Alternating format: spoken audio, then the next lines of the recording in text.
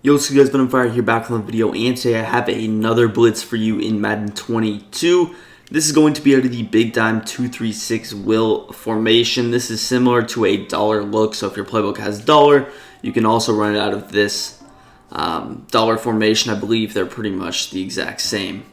I mean, from the looks, they are the exact same. So the play will also pretty much be called the same if I am not mistaken. Someone correct me in the comments if, of course, I am incorrect there. But dime 2-3-6 will. I like this formation better over dollar. The biggest reason for that is I want to be in the Tampa Bay Buccaneers defensive playbook because that will give me access to not just this, but 1-4-6 and also 3-3-5 wide and 2-4-5 odd. So pretty much gives me everything I need in this particular playbook. So Tampa Bay defense is what we are in today. So running the 2-3-6, I did talk about the 1-4-6 already in a video, but you're going to go ahead and set up some basic things. Safeties at linebacker as we have right here. And yeah, you can get a total of 8 defensive backs on the field. It's always going to make things better.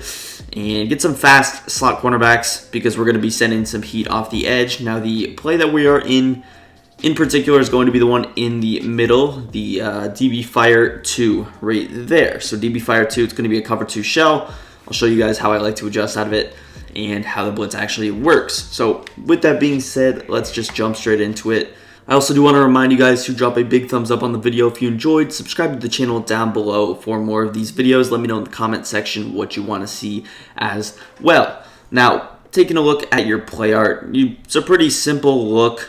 Again, these types of blitzes are very good. I showed one out of the 1-4-6, and now we're going to the 2-3-6 formation. Now, what you're going to do is only end up blitzing one of these slot cornerbacks, and it's going to be this guy on the right-hand side lined up against TJ Hawkinson there. Now, the first thing I like to do is base a line. The way you do that is you press Y or triangle, and then you're going to push that left analog stick to the right-hand side, just like this. That's going to pretty much leave your guys kind of in the same area.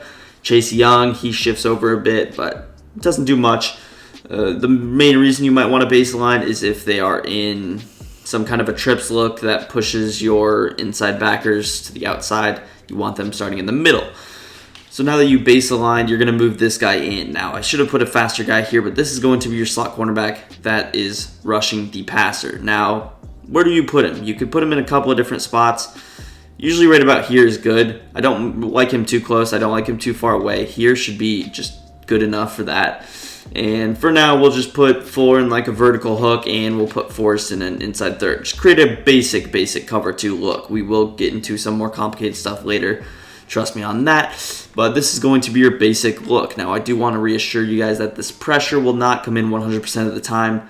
No blitz really works 100% of the time. But you see right there, we actually get both of the people through. We get 2 people against 5 people. Excuse me. We rush 4. We get 2 people free, and they are blocking 5. That's exactly what happens. Now, this animation will not happen every single time, but this animation is probably the best thing that could happen, where Montez Sweat's just going to get this instant shed, but it's perfectly fine. All we need him to do is engage with the right tackle, and you notice that this guy's getting off the edge. Now, if you continue to get this animation, maybe it's your best bet to actually move this slot corner a little bit further outside so that he doesn't kind of run into him, because you don't know the animation that you're going to get. But, I mean, you rush 4, this animation's the best because you get 2. I don't know if every D lineman gets this animation. I'm sure that they don't, because Montez Sweat is a freak athlete, freak defensive lineman. We are getting that, and, hey, I'm not going to complain about that. So, again, base a line. You don't have to go ahead shift your D-line anywhere. You don't have to slant anywhere. You can just run it just like this. Slot corner, again, just move him down a little bit. We just moved him step twice, just a couple of steps to the left there. And again, the first set that I'm going to run is just a basic cover 2. We get a little deep zone, so we're not going to get beat by any deep posts, and this is exactly what we're going to do. Again, I don't have to slant my D-line up. I don't have to crash down. I can leave everything pretty much the same, and that is what it should look like. So it could kind of scare you.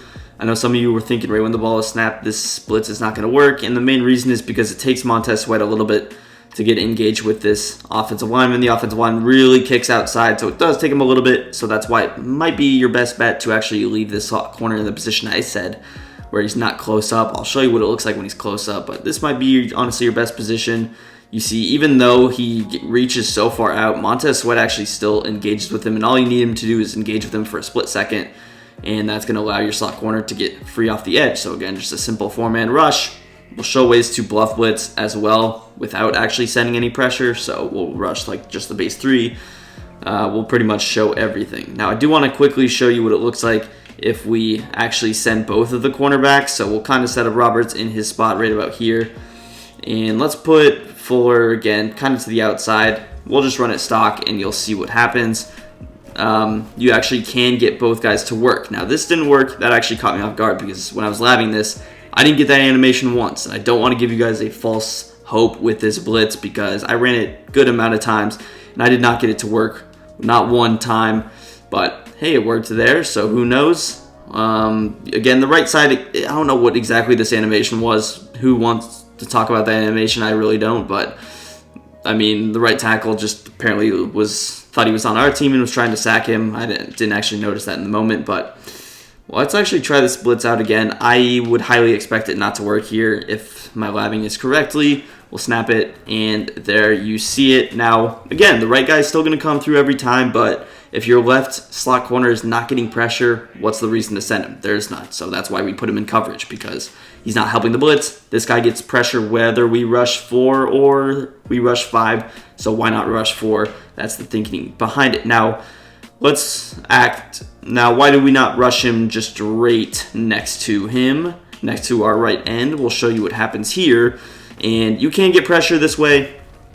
I've seen it, but I've also seen the animations where they bump into each other. Again, I've had better consistency in the long run. And again, these are not nearly. I've ran in this play 50 times labbing it. So, again, small sample size compared to a large sample size. We'll run it again. And you can kind of get both these pressured. Now, I'm not sure if this disengage works every single time. Maybe who knows? You know, maybe this is the better way to run it. But it works from both ways. If you want to get the consistent working, I would run it outside. I have seen some weird stuff happen, but hey, it looks like he's kind of getting through there every time. I did notice when I was labbing this, if I slid to the right, I don't believe this works. So we'll try it out actually right now, but maybe this could be better. Maybe I was just lying to you in the beginning of the video, because from what we've seen now, I slid to the right there and it actually allowed 2 of the people to get free, but who knows? I guess I was wrong about that, and maybe moving this guy over is better. So I guess kind of scratch what I said. I didn't expect this to happen. When I labbed earlier, it didn't work, but who knows? So again, it works from both, I guess. Don't listen to me at all, but let's go into some actual good adjustments. And the first defense we're going to set up is a cover 3 cloud. We're going to put Y in a curl flat, X in an outside third, and L1 in an inside third. Set it up like this. Cover 2 on the right, cover 3 on the left. Ideally, you get your cover 3 on the wide side of the field. We're in the middle now, so it doesn't matter. But this is a good defensive look. Really, really good. I love this out of 2-4-5 odd when I adjust out of it. I love it out of 1 or big dime 2-3-6 or dollar. Again, obviously not adjusting your blitz. You still get quick pressure. And I mean, I also don't really know that moving that slot corner in really affects it timely. I don't really think the blitz is coming in through that much faster if it is, but you guys could try it out for yourselves. I don't have a timer, of course, so who would really know, but I don't know if moving him closer is really changing that much of the time anyway. But again, that setup was just to put Y in a curl flat, X in an outside third, L1 in an inside third. So again, just 3 little adjustments there. If I want to, I can shade over the top, get this guy in the cloud. If you like the clouds better than the soft squats, which some people do, again, I can use either of these guys. Does not matter if I use Forrest or Landon Collins. So it just depends on what side. Usually you would probably go running back side here, but again, really quick pressure. Maybe blitzing that slot corner tighter is a little bit better, because I've noticed that Sweat actually gets free a little bit more. So interesting enough, but yeah, that is going to be your first kind of a bluff blitz option. Now we've already kind of shown, or not bluff blitz, but backside adjustment. And we've already kind of shown this look where we go ahead, vert hook, and then inside third. This is just a regular cover 2. Some people like regular cover 2. I would highly recommend the cover 3 cloud over this if it were me, because that's just going to add a little bit of confusion, especially if he looks to the left first. He's going to see a cover 3, and then maybe he misses a read with an outside receiver on a streak on the right-hand side. You never know, but if I am going with this setup, maybe I can also actually want to see, what does this bluff blitz do? Kind of weird. You can man up Y. I could also go ahead and double Mabel on this left side. So we can double Mabel. Chase Young's not on a bluff blitz here. I don't know why the player shows that, but you can bluff blitz on the, or double Mabel on the left side is what I was referring to. So you can double Mabel. Now you see again, we get that animation that we actually got first when we first ran the play, where Montez Sweat gets that nice shed where he ultimately runs free and actually gets there quicker than the slot corner anyway. So again, that animation's great. Most players will not get that, and you see Montez Sweat's only got it twice during our runs. So interesting enough. Now, another thing I like to do is also just leave Fuller here. Even if I'm not blitzing him, I want to give him the look, keep my opponent under the impression that I am blitzing him and that I'm sending pressure off of both sides. This might prevent your opponent from maybe motioning Swift over to block, and maybe he just leaves him. And again, you're blitzing the guy on the left, you're not blitzing the guy on the right. So that could adjust things. Again, if I want to, I can also man up Y on whoever I want. I can man him up on this slot receiver. I can man him up on the halfback if I notice him going with maybe a setup like this a lot. He's putting his running back on those little out routes that are so difficult to defend. And now we pretty much have everything taken care of. The pressure gets through, and that's a perfect defensive setup. Now, let's show some of the complete bluff blitz setups that we could run. And a complete bluff blitz is going to be, you know, maybe if he's in a 3rd and 10, or maybe if you get him to max protect, this would be a good situation to do it. You get him to start blocking 6, at least his running back. If he's blocking 7 out of a bunch, you're in perfect hands, and that's when you go ahead. One of my favorite setups for this was either to just double Mabel on both sides, go with something like this look. You have curl flats, you have soft squats. Of course, you're putting your curl flats at like 5, soft squats at 20 or 25, or flats rather, but you're going to double Mabel if you go with this. Adjust your zone drops. Don't run these stock, or they're going to sit in the same area.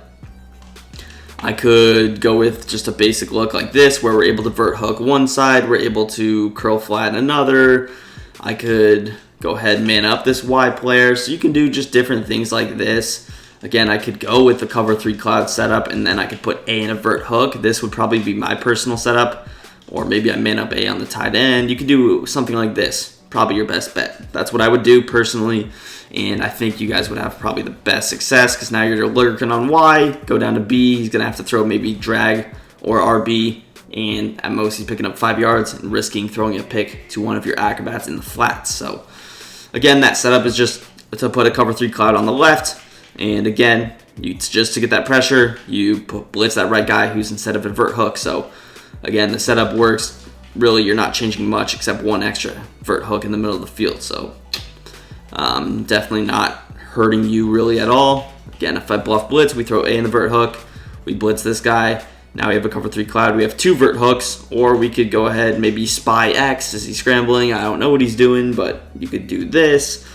So now you just do a couple different things. The QB spy might help defend drags. You see we still get good pressure, but that's, of course, with good defensive linemen. I don't know if you guys have good defensive linemen or not, but, I mean, yeah, you can really do a lot with this. And, I mean, realistically, if I want to, if he's blocking his running back, we're going to try out something here. If we stand over here, and standing does nothing. I've already tried out hovering. It doesn't really do much. And the blitz comes in the exact same way. It actually came out worse because we hovered. But I'm going to try straight up engaging, rushing the 5 people, and see if it makes any difference at all. So we're just going to, again, I like doing these in videos, just labbing on the fly. You've already seen we've kind of labbed out a better version, but we engage, and this gets 2 people off the edge. So if you notice him blocking his running back, you can engage, and that should free up one of your guys. But, I mean, yeah, it's going to do for the video. If you enjoyed, drop a big thumbs up, subscribe to the channel down below, follow all of my links as well, and let me know what you want to see in the comment section, and peace. I'm out of here.